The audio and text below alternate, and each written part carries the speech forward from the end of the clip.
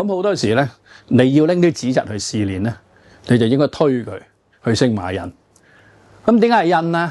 因為馬拉話同印尼話咧，其實就好接近嘅。咁識講馬拉話就自然識講印尼話噶啦。咁好多新加坡人都識講馬拉話嘅。好啦，即係識講印尼話咧。咁如果你當生意喺馬來西亞發展到，即係譬如有13個省啦，你去咗6-7個省嘅時候，甚至你打晒成個吉隆坡就喺個雪蘭莪嗰個省嗰度啦。咁其實你已經有足夠嘅隊形咧，識講呢個馬拉話，咁你自然去發展印尼咧係件好容易嘅事。咁所以咧，你嘅二代咧，其實應該咧就去走出去。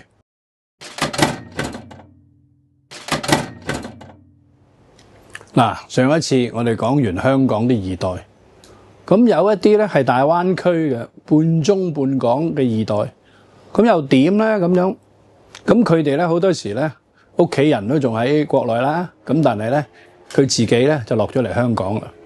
咁好多其實無論香港或者國內嘅朋友咧，佢都係信地產嘅。咁而家咧就變咗好尷尬啦！我哋以前鬧一啲即係大陸唔識嚟到嘅唔識香港規矩嘅人叫阿燦啦咁後來就開始去踩啲香港走咗上去唔識大陸規矩嘅咧，就叫港燦啦咁即係話咧，其實我哋而家有兩種阿燦喎，一種係港燦，一種陸燦。咁我未講出去之前咧，就去講翻一句嘢，叫做好仔唔論爺田地。嗱，咩叫好仔唔論爺田地咧？如果你係個好嘅細路仔咧，你唔理你屋企有幾多家財，其實咧你係會自己出去揾錢嘅。好啦，咁唔係喎，咁多錢我諗辦法搬咪得咯，咁就一路都大家仲喺度發緊夢啦，喺上面嗰啲朋友就去講搬錢啦。咁但係最近咧國內對搬錢都查得好緊。咁我講一個舊嘅搬錢故事，好多人都唔記得咗啦。恒生咧原本係澳門幫嚟嘅。佢好大嚿金咧，其實喺澳門嘅。咁有一年咧，佢發生擠提嘅時候咧，其實佢喺澳門咧就揾咗一大堆船咧，就運咗啲金嚟嘅。好啦，咁政府又好，或者匯豐銀行又好因為以前就話匯豐香港政府馬會係三位一體啊嘛，咁就唔俾呢啲金進入香港，即係話唔俾啲澳門金嚟救呢個香港銀行。咁其實咧，恒生最後就要投降啦，就變成呢個匯豐嘅子公司啦。咁今日再完全投晒行，撤銷上市地位，就新一集嘅故事啦。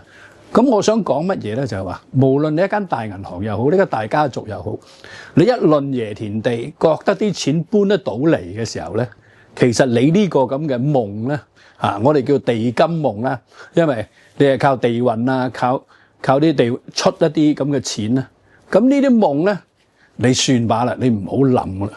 好啦，咁如果聰明嘅父母就會話：喂，咁我啲細路仲喺香港，咁香港嘅零售咁，你又叫佢唔好搞啲地嘅嘢，一陣可能仲輸得多，輸足10倍變咗快佬湯咁樣，咁點搞咧？咁於是咪要做生意咯？咁做生意邊度做啊？啲零售死晒喎。其實咧。今時今日咧，成日就話喺香港出海，從香港出發。咁香港出發下一站最好去邊度咧？其實咧有一條路線咧就叫標準嘅，叫星馬印。星馬印呢個印唔係印度啊，係印尼啊。咁好多人對嗰邊嘅地理情況唔清楚。咁我打個比方咧，就大家就好易明。新加坡嘅首都叫新加坡市，即係香港咧就可能叫中環。咁香港就對新加坡啦。咁新加坡咧，每日咧好多人咧都過關嘅，就去馬來西亞做嘢嘅。咁嗰個咧叫 Johor Bahru 啦，叫新山啦。新山咧就等於我哋嘅深圳啦。好啦，咁我哋深圳如果再上去邊度？去到廣州。咁深圳去廣州，我諗1零2粒鐘啦。咁但係咧，新山咧去到相等於廣州個地方嚟叫吉隆坡，咁要4個鐘。好啦，咁但係由於喺馬來西亞講普通話啦，講英文啦，講廣東話冚唪唥都冇問題。咁好多時咧，你要拎啲紙質去試練咧，你就應該推佢去星馬印。咁點解係印咧？因為馬拉話同印尼話咧，其實就好接近嘅。啊。咁識講馬拉話就自然識講印尼話噶啦。咁好多新加坡人都識講馬拉話嘅。好啦，即係識講印尼話啦。咁如果你當生意喺馬來西亞發展到，即係譬如有13個省啦，你去咗6-7個省嘅時候，甚至你打晒成個吉隆坡就喺個雪蘭莪嗰個省嗰度啦。咁其實你已經有足夠嘅隊形咧，識講呢個馬拉話，咁你自然去發展印尼咧係件好容易嘅事嚇。咁所以咧，你嘅二代咧其實應該咧就去走出去。咁我唔理你係香港人啦、大陸人啦、大灣區人，咁能夠走出去咧，呢個咧今時今日咧係無論係政府又好，私人都係鼓勵嘅行為嚟嘅。咁走出去啦，仍然都係嗰句啦。喂，唔該你，如果可以 buy 就唔好 build，即係話可以收購就唔好建立。點解咧？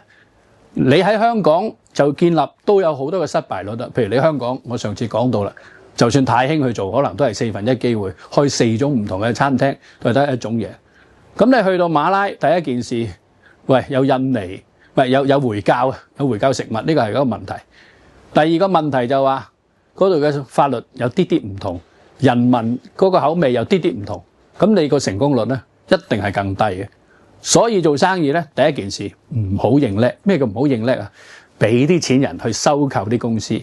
咁收購嘅時候，其實你唔係去所謂攻入去屠城啊，去控制人哋，千祈要收住自己嗰個霸王嘅心態。其實初期嘅收購可以係一個學習啊！咁上次有人講過，哇，有間咖啡好好喎，我哋可以喺嗰度做大喎咁。但係佢未必肯賣喎，咁我好簡單啫。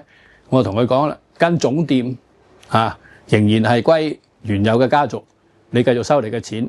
唯一你嘅條件就係話，你發明出嚟嘅新食物一定要供應晒將來全個網絡。咁你自己嗰嚿冇人分你嘅錢，街邊啲錢我又可以分翻俾你。咁你自自然然就好容易傾呢個合作啦。